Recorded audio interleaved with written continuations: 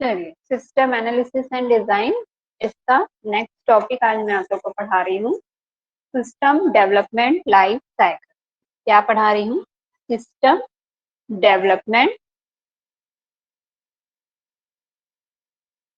Life cycle सबसे main topic है, सबसे इम्पोर्टेंट टॉपिक है ये सिस्टम डेवलपमेंट लाइफ साइकिल जो है आपका।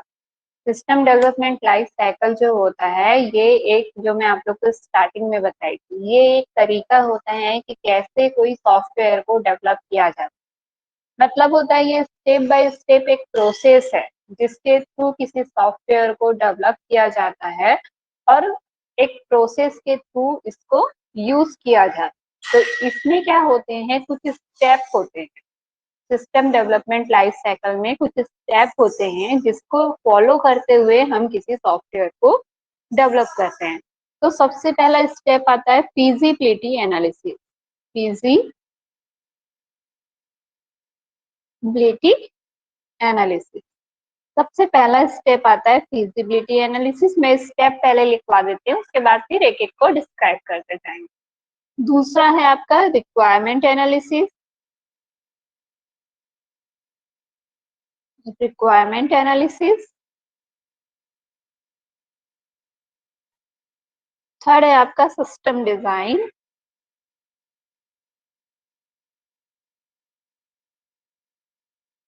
फोर्थ है डेवलपमेंट ऑफ सॉफ्टवेयर।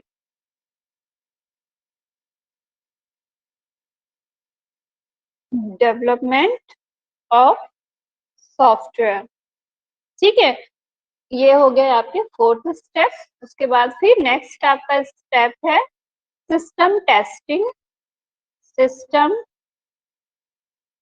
टेस्टिंग, उसके बाद आता है आपका इम्प्लीमेंटेशन।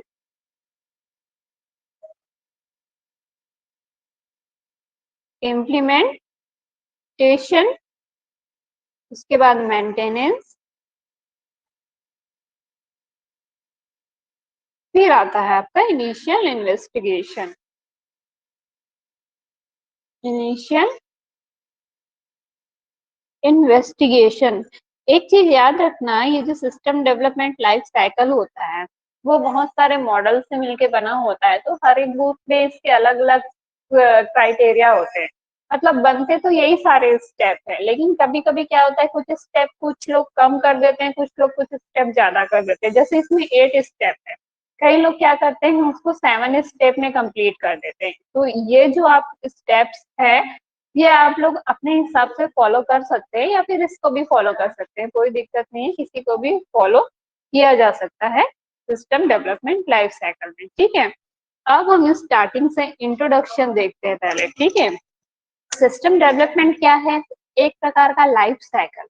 लाइफ साइकिल मतलब कि एक साइकिल के थ्रू घूमता है जिसमें हमको अलग अलग स्टेप्स रहते हैं। इन स्टेप को फॉलो करते हुए हमको हमारा सिस्टम जो है यहाँ पे डेवलप करना रहता है। मतलब हम यहाँ से स्टार्ट करते हैं तो हमको ऐसे घूमना पड़ता है पूरा। भाई जब पाथ एक है तो पाथ को हम फॉलो करते हुए आगे बढ़ेंगे और आगे बढ़ते हुए उस तक पहुंचेंगे। जैसे कि सीढ़ी होती है, हम सीढ़ी में ऊपर जब हमको चढ़ना रहता है तो हम स्टेप बाय स्टेप उसको ऊपर चढ़ते जाते हैं। तो सेम ऐसे भी स्टेप बाय स्टेप इसको ऊपर चढ़ते हुए कंप्लीट करना है। ये होता है सिस्टम डेवलपमेंट लाइफ साइकिल, ठीक है।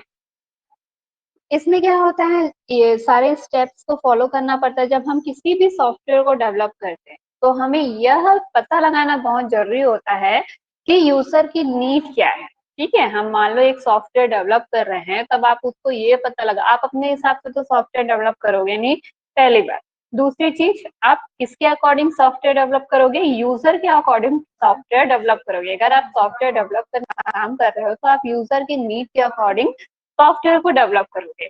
पहले समझोगे कि उसकी प्रॉब्लम क्या है, उसकी नीड क्या है, किस टाइप का उसको सॉफ्टवेयर डेवलप करना है, उसकी नीड क्या है, उसके प्रॉब्लम क्या है। ये सारी चीजों को पहले आप क्या करोगे, समझोगे। स्टेप बाय स्टेप उस चीज को समझना, उसके बाद फिर उसको प्रोसेस करना, ये सिस्टम डेवलपमेंट लाइफ साइकिल कहलाता है। सिस्टम डेवलपमेंट लाइफ साइकिल जो होता है उसको शॉर्ट में SDLC लिखते हैं। सिस्टम डेवलपमेंट लाइफ साइकिल को शॉर्ट में लिखते हैं SDLC। ठीक है। SDLC, अब इसके फेसेस को मैं आप लोग को डिस्क्राइब कर, सबसे पहला इनिशियल इन्वेस्टिगेशन, सबसे पहला फेज इनिशियल इन्वेस्टिगेशन, ठीक है। फिजिबिलिटी एनालिसिस भी होता है इनिशियल इन्वेस्टिगेशन। सबसे पहला फेज क्या लिखवाई हूँ मैं आप लोग को, फिजिबिलिटी एनालिसिस। फिजिबिलिटी एनालिसिस लिखवाई हूँ ना मैं आपको फर्स्ट फेज, वो फर्स्ट फेज आपका ना, हाँ, जो लास्ट में 8th पॉइंट इनिशियल इन्वेस्टिगेशन है ना, उसको आप लोग फर्स्ट में लिख लेना ना, मैं ध्यान दीजिए, इनिशियल इन्वेस्टिगेशन फर्स्ट में आएगा,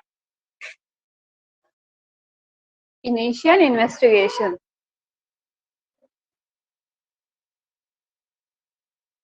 ठीक है, इनिशियल इन्वेस्टिगेशन सबसे पहले मैं आप लोग को बताती हूँ कि इनिशियल इन्वेस्टिगेशन में होता क्या है। किसी भी सिस्टम को स्टडी करना, सिस्टम मतलब एक सॉफ्टवेयर होता है ना, मैं सिस्टम बोल रही हूँ या फिर मैं सॉफ्टवेयर बोल रही हूँ, दोनों एक ही चीज होती है। सिस्टम मतलब कि एक सॉफ्टवेयर, ठीक है, सिस्टम और सॉफ्टवेयर एक ही होता है। तो इनिशियल इन्वेस्टिगेशन क्या होता है, किसी सिस्टम को स्टडी करना। SDLC का फर्स्ट स्टेप होता है किसी भी सिस्टम को स्टडी करना, क्या होता है, SDLC ना, soft system development life cycle का फर्स्ट स्टेप होता है। इसमें क्या किया जाता है, इसमें सिस्टम को स्टडी किया जाता है। कैसे स्टडी किया जाता है, स्टेप बाय स्टेप सिस्टम को स्टडी किया जाता है।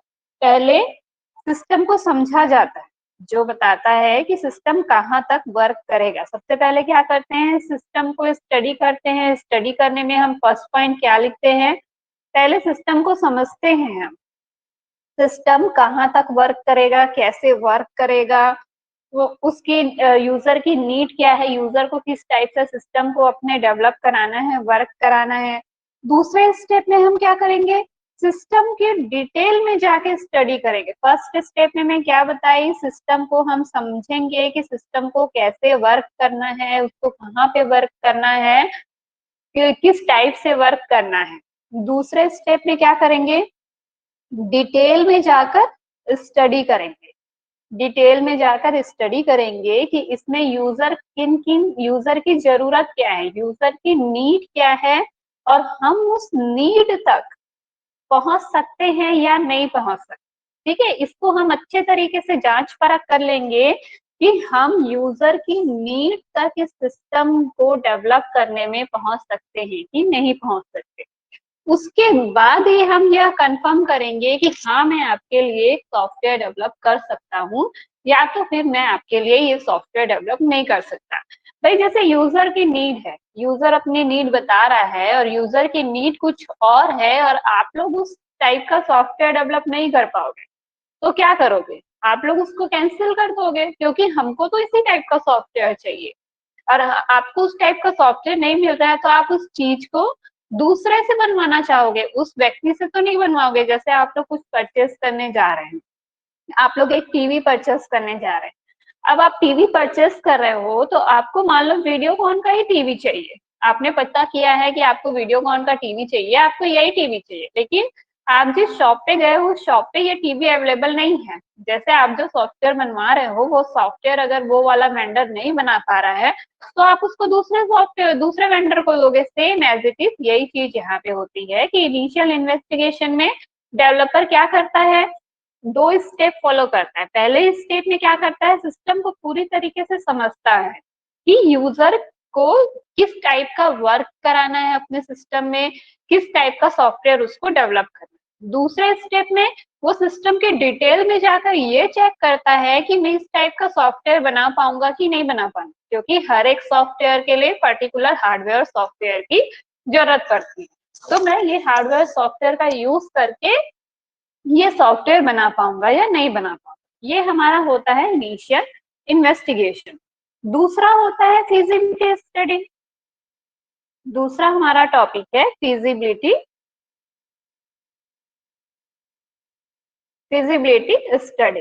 फिजिबिलिटी स्टडी में क्या होता है, फिजिबिलिटी स्टडी से हम क्या होता है, अब वेंडर बोल दिया कि हाँ मैं आपका सॉफ्टवेयर डेवलप कर दूंगा। इनिशियल इन्वेस्टिगेशन में वेंडर हाँ कर दिया कि वो सॉफ्टवेयर डेवलप कर देगा। अब यूजर का काम खत्म, यूजर उसको पेमेंट करेगा, यूजर उसको सॉफ्टवेयर बनाने का मतलब एक काम दे दिया, एक वर्क दे दिया।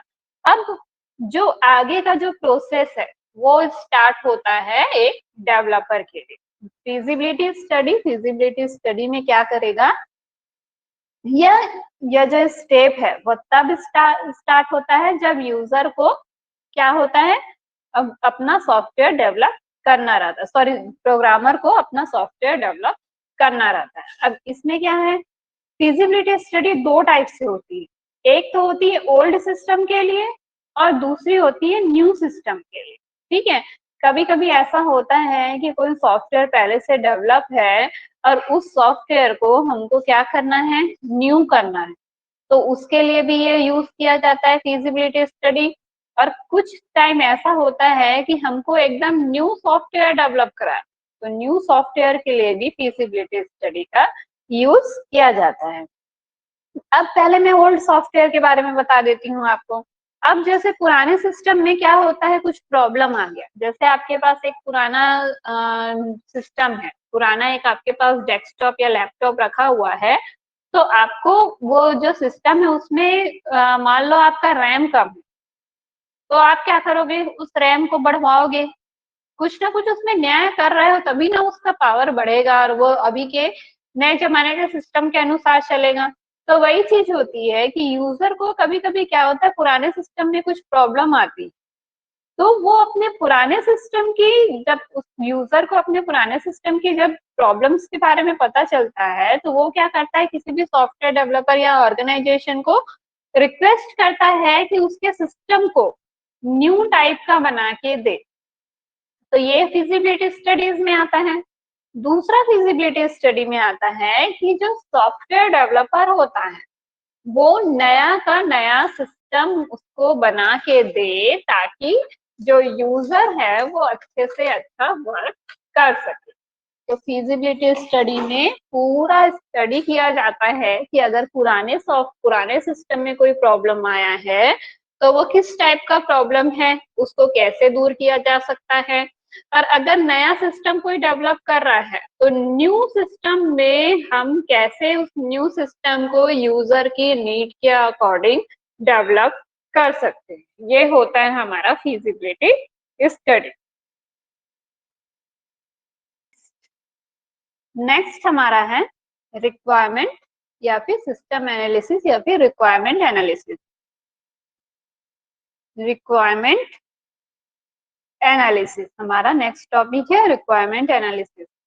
रिक्वायरमेंट एनालिसिस क्या होता है, रिक्वायरमेंट एनालिसिस का वो जो मेन उद्देश्य है वह यह होता है कि सिस्टम का ऑब्जेक्ट क्या है, उस ऑब्जेक्ट को फुलफिल करने के लिए हमको किस किस चीज की जरूरत है, हमको किस टाइप के हार्डवेयर चाहिए, किस टाइप का सॉफ्टवेयर चाहिए, किस टाइप का उसका डॉक्यूमेंट हमको तैयार करना पड़ेगा, ये सारे रिक्वायरमेंट एनालिसिस में आता है। रिक्वायरमेंट एनालिसिस में एक चीज याद रखना, हमको डेटा की जरूरत पड़ती है। डेटा की जरूरत क्यों पड़ेगी भाई, हम डेटा कलेक्ट करेंगे तभी ना हम कुछ कर पाएंगे। अब मेरे को पीजीडीसीए का एक ग्रुप बनाना है तो मैं सारे डेटा कलेक्ट करूंगी, सारे डेटा मतलब कि पीजीडीसीए में कितने लोगों ने एडमिशन लिया है, मैं इस डेटा को कलेक्ट करूंगी, कलेक्ट करने के बाद फिर उसका डॉक्यूमेंट तैयार करूंगी। तो सिस्टम एनालिस्ट या फिर रिक्वायरमेंट एनालिसिस में क्या होता है, सारे डेटा को सिस्टम की नीड के अकॉर्डिंग कलेक्ट किया जाता है, और क्या करते हैं, जो भी सॉफ्टवेयर डेवलपर है, वो एक बार यूजर की नीड को फिर से चेक कर लेता है ताकि वो उसके अकॉर्डिंग डेटा या मटेरियल को परचेस कर सके या फिर समझ सके। फिर से बोल रही हूँ, रिक्वायरमेंट के अकॉर्डिंग यूजर से एक बार फिर से सॉफ्टवेयर डेवलपर जो होता है वो यूजर से एक बार फिर से कांटेक्ट करता है ताकि वो उसकी नीड के अकॉर्डिंग सारे जो डॉक्यूमेंट है, सारे जो डेटा है उसको परचेज कर सके, उसको इकट्ठा कर सके, मतलब एक साथ उसको रख सके। तो ये होता है हमारा रिक्वायरमेंट एनालिसिस। उसके बाद होता है हमारा सिस्टम डिजाइन। अब यूजर के नीड के अकॉर्डिंग जब उस डेटा को ले लिया जाता है, तब सिस्टम को हम बाय ग्राफिकल या फिर प्रेजेंटेशन वे में डिजाइन करते, सिस्टम को एकदम अच्छे तरीके से स्टडी करने और उसको जांचने के बाद सिस्टम को डिजाइन किया जाता है। सिस्टम को डिजाइन मतलब क्या होता है, उसके छोटे छोटे मॉड्यूल में डिवाइड कर दिया जाता है। छोटे छोटे मॉड्यूल को डिवाइड करने के बाद इसको आपस में कनेक्ट कर दिया जाता है। जैसे कि कोई आर्किटेक्चर है, ठीक है, एक बिल्डिंग बना रहा है। अब एक बिल्डिंग वो बना रहा है तो वो क्या करेगा, उसको छोटे छोटे पार्ट्स में डिवाइड कर देता है। पहले ये वाला पार्ट बना लेता है, फिर ये वाला पार्ट बना लेता है, तब जाके एक घर बनता है। तो वैसे सिस्टम को भी हम डिजाइन करते हैं, पहले एक उसको छोटे छोटे मॉड्यूल्स में तोड़ दिया जाता है, बांट दिया जाता है, उसके बाद फिर उसको एक साथ मर्ज कर दिया जाता है, तो हमारा एक सॉफ्टवेयर बन जाता है। जैसे मैं एक सॉफ्टवेयर बना रही हूँ कॉलेज का, मिनी माता गर्ल्स कॉलेज का एक सॉफ्टवेयर बना रही हूँ। मेरे को पता करना है कि मिनी माता गर्ल्स कॉलेज में कितने टाइप के सिलेबस चलते हैं, तो मैं सबसे पहले क्या करूंगी, एक सीएस का सिलेबस बना लूंगी, ठीक है, एक कंप्यूटर का सिलेबस बना लूंगी, एक सीएस का सिलेबस बना लूंगी, एक बॉटनी का बना लूंगी, एक फिजिक्स का बना लूंगी, एक केमिस्ट्री का बना लूंगी, सबको ज्वाइंट करके मैं साइंस का नाम दे दूंगी। तो ये होता है सिस्टम डिजाइन। सिस्टम को डिजाइन किया जाता है कि वो अपने यूजर के हिसाब से वर्क करे, ठीक है। चलो, तो सिस्टम डिजाइन हुआ। अब जो हम सिस्टम डिजाइन करते हैं उसको टू वे में डिजाइन करते हैं। टू वे में डिजाइन करना मतलब कि उसको हम दो टाइप से डिजाइन करते हैं। पहला हम उसको डिजाइन करते हैं फिजिकल वे में, दूसरा हम उसको डिजाइन करते हैं लॉजिकल वे में। अब फिजिकल वे में मतलब क्या होता है, किसी भी कंप्यूटर के सॉफ्टवेयर और प्रोग्राम को जब हम डिजाइन करते हैं तो उसको फिजिकल डिजाइन बोलते हैं, ठीक है। और लॉजिकल मतलब कि जब इनपुट आउटपुट डेटाबेस को प्रोड्यूस किया जाता है और डिजाइन किया जाता है तो उसको लॉजिकल डिजाइन बोलते हैं। फिर से बोल रही हूँ, फिजिकल और लॉजिकल डिजाइन, जब हम कंप्यूटर के सॉफ्टवेयर या प्रोग्राम को डिजाइन कर रहे हैं, हम किसी कंप्यूटर में सॉफ्टवेयर को डिजाइन कर रहे हैं, तो जैसे हम एक हॉस्पिटल मैनेजमेंट सिस्टम का एक सॉफ्टवेयर बना रहे हैं, तो हॉस्पिटल मैनेजमेंट सिस्टम का जो सॉफ्टवेयर होता है उसमें फिजिकल डिजाइन होता है, ठीक है। हॉस्पिटल मैनेजमेंट का जो एक सॉफ्टवेयर होता है वो हमारा हो गया फिजिकल डिजाइन। लॉजिकल में क्या होगा, लॉजिकल में इस हॉस्पिटल मैनेजमेंट का जो सॉफ्टवेयर है, हॉस्पिटल मैनेजमेंट का जो एक सॉफ्टवेयर हम डेवलप कर रहे हैं, इस हॉस्पिटल मैनेजमेंट के सॉफ्टवेयर के अंदर हमको बहुत सारे डेटा चाहिए, बहुत सारे पेशेंट का इंफॉर्मेशन चाहिए, चाहिए कि नहीं चाहिए। तो ये सारी चीजें मिलकर क्या बनती है, लॉजिकल डिजाइन। जब ये सब चीज को इकट्ठा करके हम उसको ऐड कर देते हैं, मतलब ये एक डेटाबेस हो गया। अब जब इस डेटाबेस को हम सॉफ्टवेयर से ऐड कर देते हैं, मर्ज कर देते हैं, तो ये दोनों चीज मिलाकर हमारा एक सिस्टम बनाती है। तो ये होता है फिजिकल और लॉजिकल डिजाइन। नेक्स्ट है हमारा development of software. Development of software हमारा नेक्स्ट टॉपिक है। तो डेवलपमेंट ऑफ सॉफ्टवेयर में क्या होता है, पहले अब तो इससे पहले वाले टास्क में हमने सिस्टम को डिजाइन कर लिया, सिस्टम का एक बेसिक मॉडल तैयार कर लिया। अब उस मॉडल को डेवलप करने का टाइम आता है। डेवलप करने का टाइम आ गया तो हम क्या करेंगे, पहले एक लैंग्वेज सेलेक्ट करेंगे।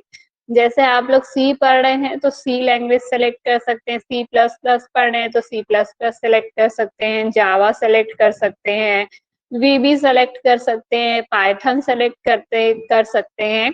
इतने सारे लैंग्वेजेस हैं, उसमें से कोई एक लैंग्वेज आप सेलेक्ट करेंगे। किस चीज के लिए सेलेक्ट करेंगे, सिस्टम को कोडिंग करने के लिए। सिस्टम की कोडिंग करोगे, सिस्टम को डिजाइन अब जब कर लिया है तो अब सॉफ्टवेयर को डेवलप करने का टाइम आया। जैसे मान लो कोई आर्किटेक्चर है, वो बिल्डिंग का डिजाइन मॉडल तैयार कर लिया है।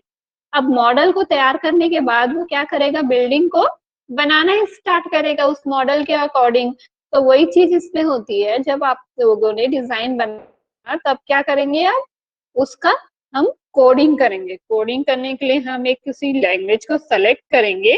लैंग्वेज को सेलेक्ट करने के बाद कंप्यूटर में उस लैंग्वेज के अकॉर्डिंग कोडिंग किया जाएगा। और हर एक लैंग्वेज का अपना एक रूल्स एंड रेगुलेशन होता है, वो तो आप लोग को पता है। सी है, सी का अपना रूल और रेगुलेशन है। जावा आप लोग पढ़ा रहे हैं, जावा का अपना एक रूल और रेगुलेशन है। तो उस रूल और रेगुलेशन के हिसाब से हम क्या कर सकते हैं, कोडिंग स्टार्ट करते हैं। वो होता है आपका डेवलपमेंट ऑफ सॉफ्टवेयर वाला फेज। उसके बाद आता है आपका सिस्टम टेस्टिंग। अब हमने जब सिस्टम को डिजाइन कर लिया, सिस्टम को डिजाइन करने के बाद क्या करेंगे, सिस्टम को टेस्ट करेंगे। टेस्ट करेंगे मतलब कि उसके सारे पार्ट, जब छोटे छोटे मॉड्यूल में हम उसको डिजाइन कर लिए, उसको कोड कर लिए, उसके बाद उसको मर्ज कर दिए। मर्ज करने के बाद अब हम सिस्टम को टेस्ट करेंगे कि हमारा जो सिस्टम है, हमने जो सॉफ्टवेयर डेवलप किया है, वो इसके अकॉर्डिंग है या नहीं, यूजर के नीड के अकॉर्डिंग रिजल्ट दे रहा है या नहीं दे रहा है, उसको बोलते हैं हम टेस्टिंग। टेस्टिंग मतलब ये फाइंड आउट करना कि कहीं हमारे सिस्टम में एरर तो नहीं है, हमारा सिस्टम कंटिन्यूअसली अच्छे से चल रहा है या नहीं चल रहा है, ये सब चीज देखना, फाइंड आउट करना का कहलाता है टेस्टिंग कहलाता है। जैसे आप लोग सी का प्रोग्राम बना रहे हैं, ठीक है, नॉर्मल सा एक मैं सी का प्रोग्राम आप लोग को बना के दिखाती हूँ। जैसे कि आप हैज इंक्लूड लिखते हैं कोनियो डॉट एच, ठीक है, has include conio dot H लिखते हैं, फिर has include studio dot H लिखते हैं, ठीक। उसके बाद फिर लिखते हैं वॉइड मेन। वॉइड मेन लिखने के बाद ब्रैकेट ओपन करने के बाद क्लियर स्ट्रिंग, ठीक है। क्लियर स्ट्रिंग लिखने के बाद आप लोग क्या लिखते हैं, प्रिंट है माई नेम इज रिंकी, ठीक है। मैंने अपना नाम प्रिंट करा दिया, यहाँ पे रिंकी लिख दिया, उसके बाद फिर गेट सीएच लिख दिया, उसके बाद फिर क्या कर दिया, ब्रैकेट क्लोज। ये हमारा एक सॉफ्टवेयर तैयार हो गया। किस चीज का सॉफ्टवेयर बनाया मैंने, किसी के भी नाम को प्रिंट करने का एक सॉफ्टवेयर बना दिया कि यहाँ पे वो अपना नाम देते जाएगा और उसके बाद फिर उसका आउटपुट हमको शो होगा।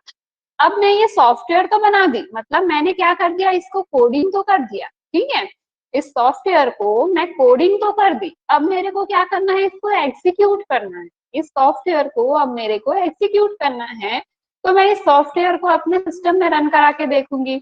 अब रन करा के जब मैं देखूंगी तो मेरे को इसका आउटपुट मिलना चाहिए रिंकी, मुझे इसका आउटपुट रिंकी मिलना चाहिए।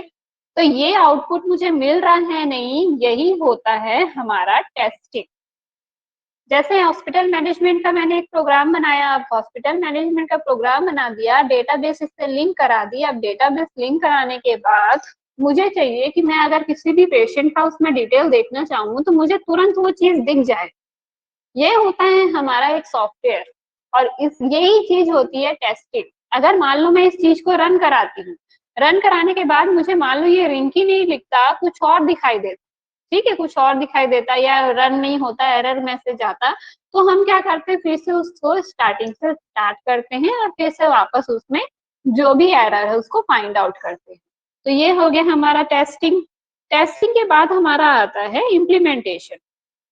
इम्प्लीमेंटेशन मतलब क्या होता है, इम्प्लीमेंटेशन का मतलब होता है कि सिस्टम को टेस्ट करने के बाद यूजर के प्लेस में इंस्टॉल करना।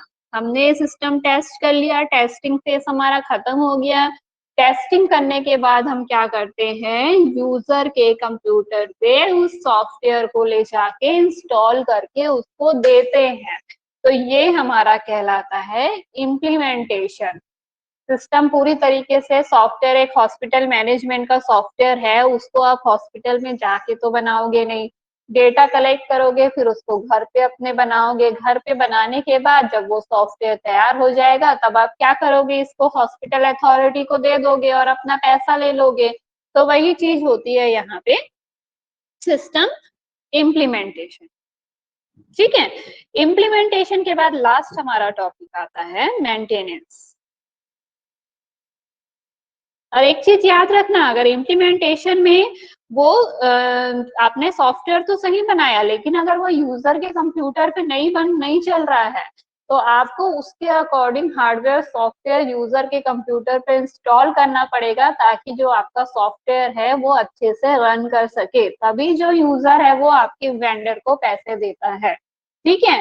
तो ये आपकी जवाबदारी होती है कि आप अच्छे से सिस्टम को चलाएं और रन करें। नेक्स्ट है आपका मेंटेनेंस। मेंटेनेंस मतलब क्या होता है, यूजर के प्लेस में हमने इंस्टॉल तो कर दिया, यूजर के सिस्टम में हमने सारी चीजों को इंस्टॉल कर दिया, उसके बाद क्या करेंगे, जो सिस्टम एनालिस्ट है वो क्या करेगा, एक डॉक्यूमेंट तैयार करेगा। ठीक है, एक डॉक्यूमेंट तैयार करेगा, इसको डॉक्यूमेंटेशन भी बोला जाता है ना, मेंटेनेंस को डॉक्यूमेंटेशन भी बोला जाता है। डॉक्यूमेंटेशन में क्या करेगा, एक डॉक्यूमेंट तैयार करेगा और उस डॉक्यूमेंट में A to Z सिस्टम का स्टार्टिंग से लेके एंडिंग तक की सारी चीजें वो उस डॉक्यूमेंट में लिखा रहेगा, ताकि इन फ्यूचर अगर सिस्टम में कोई प्रॉब्लम आती है या फिर सिस्टम को अपडेट करना रहेगा तो आसानी से अपडेट किया जा सके। ये होता है आपका SDLC के process, system development life cycle. इसी तरीके से हम किसी सिस्टम को डेवलप करते हैं। डॉक्यूमेंटेशन में डॉक्यूमेंट इसलिए भी तैयार किया जाता है ताकि मान लो वो वेंडर 5 साल बाद आपके सिस्टम में कुछ प्रॉब्लम आई या आप अपने सिस्टम को अपडेट करना चाहते हैं, लेकिन जिस सॉफ्टवेयर डेवलपर से आपने सिस्टम बनवाया था वो अभी अवेलेबल नहीं है, वो अभी अवेलेबल नहीं है तो आप क्या करोगे, उसके खोजते थोड़ी रहोगे, कोई दूसरे वेंडर को दोगे ना अपना सॉफ्टवेयर को अपडेट करने के लिए। तो उसको देने से पहले आपको ये डॉक्यूमेंट भी देना पड़ता है ताकि जो दूसरा वेंडर है वो इस डॉक्यूमेंट को पढ़ के समझ सके कि आपका सिस्टम किस टाइप से बना है, उसके बाद वो उसमें आसानी से अपडेट कर सके। इसलिए डॉक्यूमेंटेशन हमारे सिस्टम को डेवलप करने का सबसे बड़ा और अच्छा साधन है, ताकि कोई भी प्रॉब्लम आने से पहले उसको सॉल्व किया जा सके।